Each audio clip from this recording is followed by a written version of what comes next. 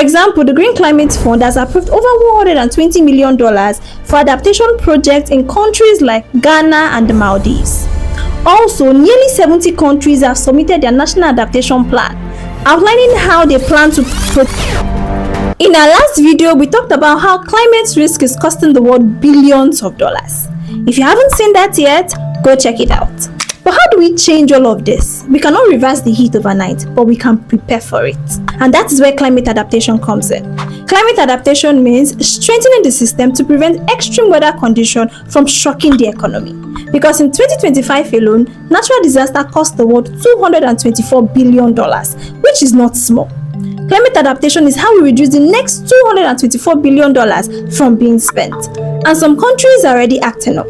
For example, the Green Climate Fund has approved over $120 million for adaptation projects in countries like Ghana and the Maldives.